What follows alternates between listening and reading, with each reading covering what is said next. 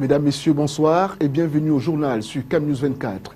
À la une de cette édition d'information, les bons points de la coopération Cameroun-Canada en matière de lutte contre l'habitat précaire. Le ministre de l'Habitat et du Développement urbain, Jean-Claude Mboinchou, vient de procéder à la pose de la première pierre du projet de construction à Douala de 5000 logements sociaux par le cabinet MedConsil Québec. C'était en présence du représentant de son Excellence, le Haut-Commissaire du Canada au Cameroun. Coopération encore, Cameroun-Nigeria cette fois. Fin de visite du ministre des Ressources hydrauliques de la République fédérale du Nigeria, Sarah Renk Okchepe, rentre avec l'assurance de la partie camerounaise au sujet de la croisade contre le phénomène de crue dans les zones transfrontalières. Mesdames, Messieurs, merci de nous accorder votre préférence. Lutte contre l'habitat précaire, un nouveau projet de construction de logements sociaux en gestation à Lindi, zone périphérique de l'arrondissement de Douala 5e. Le ministre de l'Habitat et du Développement urbain, Jean-Claude Mboinchou, a procédé ce 27 juillet 2013 à la pose de la première pierre du projet de construction de 5000 logements sociaux par le cabinet MedConsil Québec. La cérémonie de ce jour, qui a connu la participation des autorités administratives de la ville de Douala et ses populations, rentre dans le cadre de la mise en œuvre du Memorandum of Understanding signé le 20 décembre 2012 entre l'État du Cameroun, le cabinet MedConsil Québec et le partenaire financier Surprise Investment. Des précisions avec Josué Ngongan et Apollinaire Zoubenbon. Depuis quelques années, des approches renouvelées sont apportées par l'État afin de favoriser une stratégie plus performante en faveur de l'habitat. À l'actif de cette démarche, l'on note une large ouverture aux promoteurs privés et investisseurs étrangers avec des incitations fiscales, douanières, infrastructurelles et foncières multipliées pour appuyer l'émergence de nouveaux acteurs sociaux de l'habitat. Et c'est pour traduire dans les faits ces dispositifs stratégiques et réglementaires opérationnels de production de l'habitat que le ministre Jean-Claude Mboinchou de l'Habitat et du Développement urbain a procédé ce 27 juillet à la pose de la première pierre du projet de construction de 5000 logements sociaux à Douala par le cabinet MedConsil Québec. Outre l'apport des partenaires étrangers, il convient aussi de compter sur la contribution indéniable des acteurs locaux à la réalisation de ce projet. Il est clair que notre pays ne pourra conduire cette impérieuse mission à partir des seuls financements publics et sans le concours de tous les promoteurs constructeurs. Nous nous attendons et nous nous attachons pour cela à mettre en œuvre les mécanismes institutionnels et financiers nouveaux. La construction des logements sociaux pour lutter contre l'habitat précaire suppose le respect des délais afin de répondre efficacement à la forte demande observée dans les grandes villes du pays. Au risque de frôler la flagornerie, le porte-parole du cabinet MedConsil Québec n'élude pas la question des délais de livraison. Il sera question dans un premier temps de construire une usine.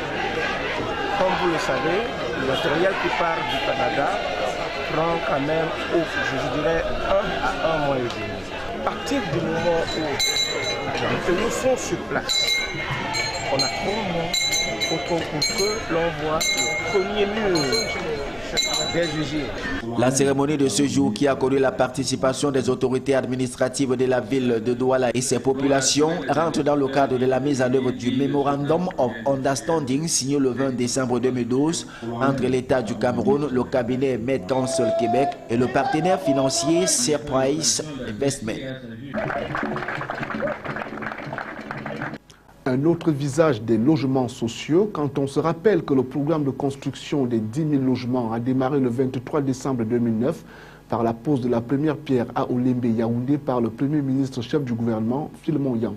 Mais à ce jour, le projet est à la traîne, les chantiers ne sont pas toujours livrés. On fait donc le point avec Patrick Guagna. Le programme de construction de 10 000 logements a démarré le 23 décembre 2009 avec la pose de la première pierre à Olembe Yaoundé par le Premier ministre chef du gouvernement Philemon Yang. Cette première phase concernait alors la construction fin 2011 de 1200 logements sociaux à Yaoundé et 1000 à Douala au lieu dit Mbanga Bakoko. Le programme de 10 000 logements et 50 000 parcelles élaboré sous la houlette du ministre du Développement urbain et de l'Habitat avait pour ambition à l'horizon 2013 de couvrir l'ensemble des principales villes du pays selon une répartition spatiale équitable et par catégorie. Pour le cas spécifique de la métropole économique Douala, les travaux partis pour durer 8 mois n'ont pas suivi la cadence souhaitée et ce malgré les multiples descentes sur le terrain du maître d'ouvrage et des maîtres d'ouvrage délégués. Les rallonges de délais accordés aux différents entrepreneurs par les institutions étatiques en charge du suivi de construction de ce sésame social ont plutôt ralenti le rythme des travaux, ce qui n'augure pas une livraison imminente des 1175 logements sociaux de Mbanga Bakoko. Les clichés les plus récents de ces bâtiments en construction présentent de vastes chantiers aux façades décrépies avant d'avoir reçu les premières couches de chaux, signe annonciateur du processus de finition. En tout état de cause, si le chantier n'est pas abandonné ou à l'arrêt, l'on est bien loin d'accueillir en ces lieux les premiers occupants comme initialement prévu pour le mois d'août de l'année en cours. Les potentiels acquéreurs devraient encore attendre les 10 000 logements sociaux et près de 50 000 parcelles aménagées pour asseoir leur opinion sur la lutte contre l'habitat précaire dans les différentes métropoles du Cameroun. Coopération Cameroun-Nigeria, fin de visite du ministre des Ressources hydrauliques de la République fédérale du Nigeria. Durant 3 jours, Sarah Reng Okchepe et son homologue Basil Atanganakuna, ministre de l'eau et de l'énergie, ont mis en place des mécanismes afin de mener la croisade contre le phénomène de crue dans les zones transfrontalières reliant les deux pays. Compte rendu, Nicole Richiminien, Marcel Vondoaben et Bintouakoum. C'est par la signature du communiqué conjoint que s'est achevée la visite de Sarah Reng Okchepe, le ministre des Ressources halieutiques de la République fédérale du Nigeria.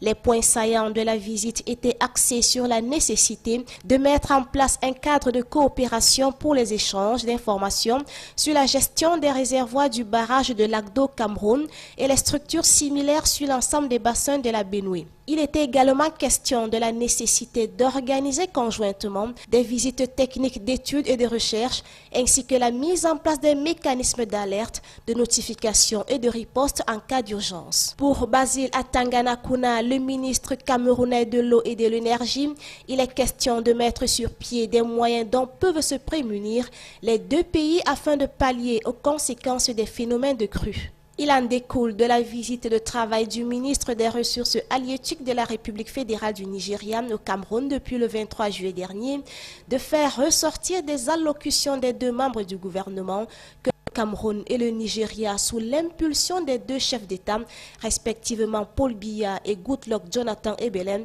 sont engagés à mener des actions concrètes pour la préservation des vies humaines.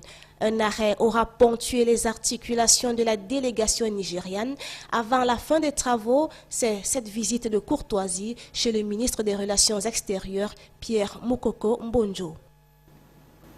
Parlons donc d'autre chose à présent. L'honorable Serge Simon Numba, député SDF de la dernière mandature et candidat du MRC aux prochaines législatives au secours des agriculteurs de la MIFI. Il vient de lancer une opération d'évacuation du maïs récolté des champs vers les domiciles. La cérémonie de lancement de cette opération, qui vise à alléger les difficultés de transport aux paysans, a eu lieu à Bafoussam en présence des autorités administratives du département de la MIFI et des militants du MRC venus soutenir l'action de leurs camarades. Mesdames Gosso, Piangiague et Bintouakoum pour le reportage. C'est la 3e édition de cette opération qui fait le bonheur jusqu'ici de près de 1000 agriculteurs du département de la MIFI pour une valeur financière de près de 9 millions de francs CFA. Je t'ai rendu compte que dans la préoccupation du monde rural, il y avait le rapprochement de ces produits distribués vers les domiciles et les difficultés d'ordre tracasserie policière et bien d'autres. Donc, j'ai dit, je vais apporter tout le long de mon mandat une réponse à ce problème. La cérémonie de lancement de cette opération d'évacuation était aussi l'occasion pour l'honorable Serge Siméon Numba de faire aux populations en présence de l'autorité administrative le compte rendu de la dernière session parlementaire à laquelle il a pris part sous les couleurs du Social Democratic Front, le SDF, entouré de ses nouveaux camarades du MRC. Il a présenté ce qu'il est convenu d'appeler la nouvelle vision pour le développement. Des allocutions allant dans le sens de l'encouragement de l'initiative administratifs ont été prononcés avant de voir apposer symboliquement des laissez-passer sur quelques-uns des 25 camions réquisitionnés pour l'opération. Des laissez-passer qui épargneront les agriculteurs des tracasseries policières au moment de l'écoulement des vivres des champs vers les domiciles. Pour l'autorité administrative, c'est une initiative à accompagner. Cette initiative doit être copiée des autres, doit être pérennisée. Quant à nous, représentants du pouvoir public, nous serons à leur côté pour leur faciliter la tâche. Bien au-delà, c'est un sentiment de soulagement chez les bénéficiaires qui comptent garder l'amitié du promoteur qui sera de toute évidence bénéfique. Rendons-nous à présent dans la région Château d'Eau du Cameroun. Il s'est tenu en Gaoundéré dans la salle polyvalente de la Maison de la Femme du 22 au 24 juillet, un atelier d'évaluation du plan d'action 2012 et d'élaboration du plan d'action 2013-2015. Lequel atelier portait sur la stratégie de lutte contre la corruption dans la Damawa, organisé par la Commission nationale anticorruption, la CONAC, était dirigé par l'inspecteur général Haman Mana, qui représentait le gouverneur. Le reportage d'Amadou Bello et Patrick Guagna une fois de plus. Il s'est tenu en Gaoundéré dans la salle polyvalente de la Maison de la Femme du 22 au 24 juillet dernier, un atelier d'évaluation du plan d'action 2012 et d'élaboration du plan d'action 2013-2015, lequel atelier portait sur la stratégie de lutte contre la corruption dans la Damawa, organisé par la Commission nationale anticorruption, la CONAC. L'inspecteur général Haman Mana, qui représentait le gouverneur, n'a pas manqué de remercier dans ses propos les différents participants pour leur présence massive et l'apport de leur contribution à ces travaux.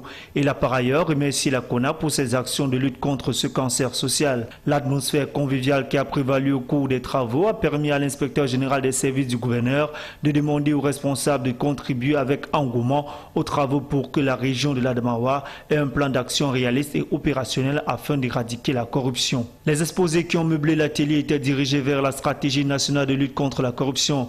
Alfred Etom, le coordonnateur national de la stratégie et expert en criminologie financière et économique, a présenté le concept en abrégé précis qui signifie prévention, éducation, conditions, incitation et sanctions. C'est le socle même de la stratégie de la lutte contre la corruption au Cameroun.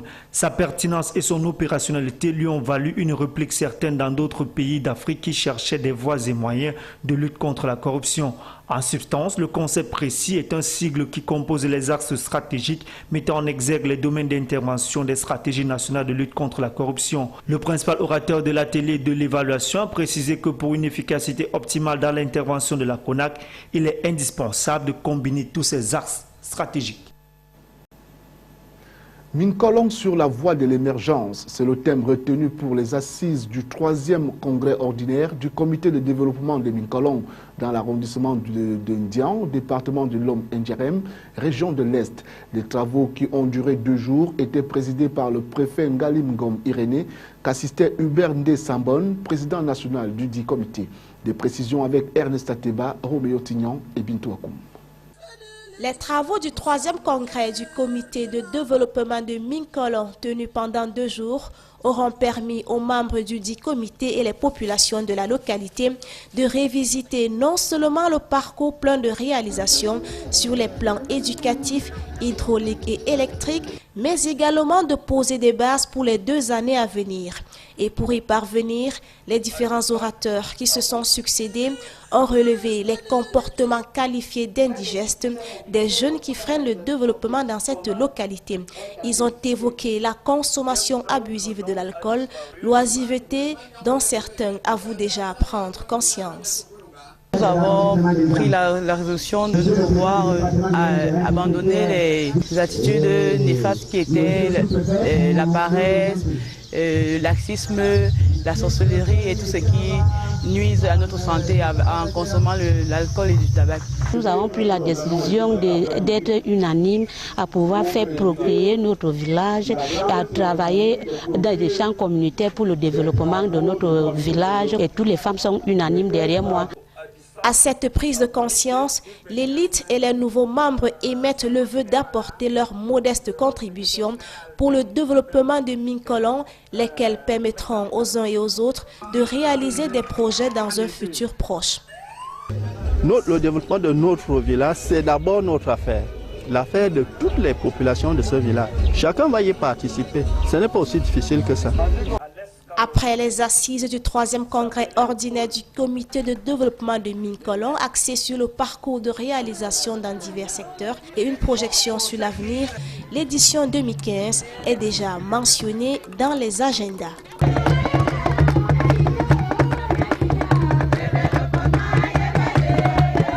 Voici à présent les moments forts de l'actualité internationale sélectionnés par la rédaction de CAM News 24. En Espagne, l'enquête sur les causes de la catastrophe ferroviaire de Saint-Jacques-de-Compostelle, qui a coûté la vie à 78 personnes le 24 juillet, s'oriente vers une faute du conducteur du train qui avait lui-même admis circuler au moment du déraillement à une vitesse 2 fois supérieure à celle autorisée. Le cheminot de 52 ans, Francisco José Garzonamo, a été placé en garde à vue dès le 25 juillet pour des faits présumés d'homicide par imprudence.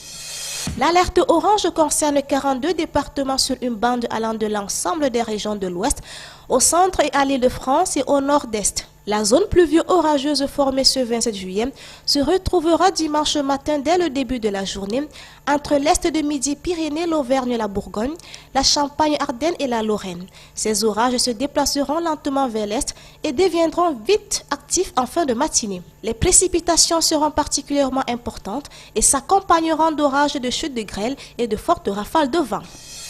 Une marée humaine de plusieurs milliers de personnes venues de tout le pays a participé ce 27 juillet aux funérailles du député opposant assassiné Mohamed Brahmi dans un climat tendu à Tunis où l'enterrement a terminé en manifestation antigouvernementale. La tristesse mais aussi la colère se lisaient sur les visages lors de la procession funèbre partie sous escorte militaire ce 27 juillet dans la matinée du domicile du défunt dans la banlieue de l'Ariana.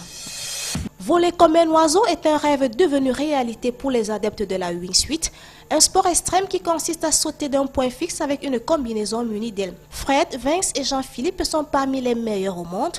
Les falaises vertigineuses du Vercors sont leur aire de jeu préférée. Et nous voici en sport, Grand Prix cycliste du littoral. La compétition a rendu son verdict final ce 27 juillet. La 8e et dernière étape Mbanga-Douala a été remportée par 6 candidats Abnet Gislin de Cyclo Vélo Club de Bépanda. Débutée le 19 juillet dernier, cette compétition s'est courue en 8 étapes à travers les 4 départements que compte la région du littoral. José Ngongang et Isobel Apollinaire Bonne pour les détails.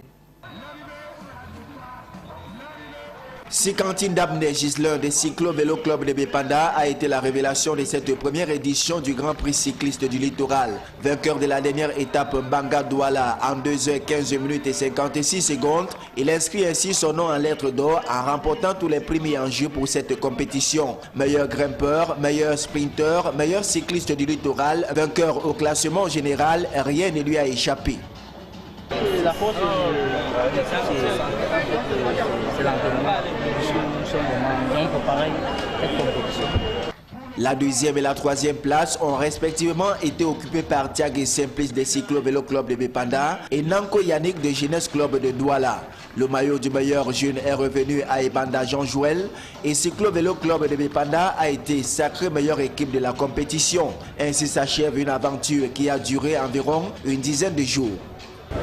Ce qui est important pour nous, c'est que nous sommes arrivés au terme de cette compétition sans aucun effet grave.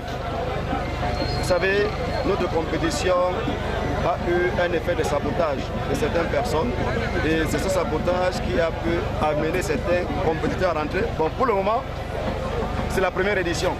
Donc, à l'heure actuelle, nous entrons dans le travail pour organiser la 2e édition du Grand Prix du littoral. La vingtaine de coureurs qui a pu franchir la ligne d'arrivée ce 27 juillet à Douala est celle qui a résisté à la rudesse des épreuves qui ont jonché le parcours. Un seul titre à retenir de ce journal qui s'achève. Le ministre de l'Habitat et du Développement urbain Jean-Claude Bouentou vient de procéder à la pose de la première pierre du projet de construction à Douala de 5000 logements sociaux par le cabinet Bed Council Québec. C'était en présence du représentant de son Excellence, le Haut-Commissaire du Canada au Cameroun. Mesdames, Messieurs, merci de nous avoir suivis et restez fidèles au programme de CAM News 24. L'information est en continu.